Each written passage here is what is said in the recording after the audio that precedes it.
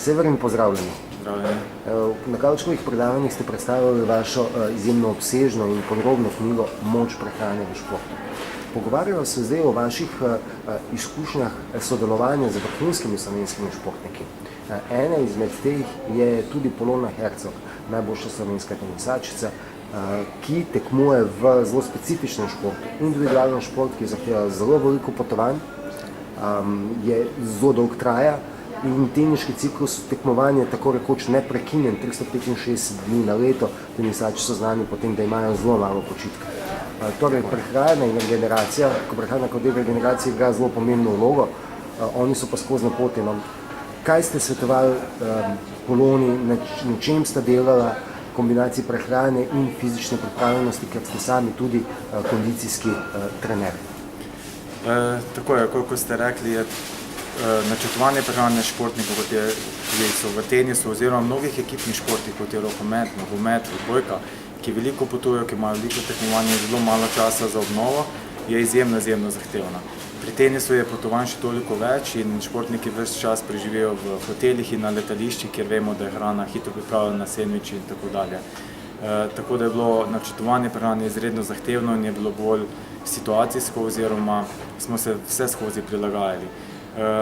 Z raznimi tudi prehranskimi dopolnili smo poskušali dvigniti ta njen nivo regeneracije na višji nivo, da bi se lahko maksimalno regenerirala iz tekme v tekmo.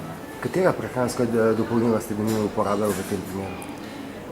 V največji meri smo uporabljali prehranska dopolnila, ki služijo kot podpora osnovnim hranilom. To pomeni beljakovine, ogljikohidrati, maščobe in aminokisline, kot tudi na drugi strani vitamini, minerali, antioksidanti, to pomeni mikrohranila. Vsemi temi smo poskušali podpreti že sam vnos osnovnih hranil, ki pa je velikokrat zaradi potovanj, kot se neko pomanjkanje časa omejen. Kakšno prehrano, glede na to, da je rekreativnih tenisačev kar precej v Sloveniji, kakšno prehrano svetujete na dan tekme oziroma pred tekmo in kakšno prehrano po tekmo? Pred tekmo vsekakor svetujem predvsem bolj prehrano bogato z ogljikovimi hidrati, da se napolnijo te rezerve mišičnega glikogena v telesu, kar jim potencialno omogoča daljše izvajanje napora pri višjih intenzivnostih. Tudi med samo tekmo, med samim mečem se priporoča dodaten vnos ogljikovih hidratov, da podpira sam metabolizem, medtem ko po tekmi sledi obnova recimo tako mišičnega glikogena kot tudi beljakovin, encimov, vitaminov, mineralov in vsega skupaj. Tenisači so znani po tem, da, kar vidimo lahko na televiziji, da radi zaužijo kakšno banano med tekmo. Sta vi dva tudi sledila tej praksi ali ste imeli kakšno drugo? Tako je, banane so ponovadi na razpolago na igrišču, zato se tudi veliko igralcev poslužuje.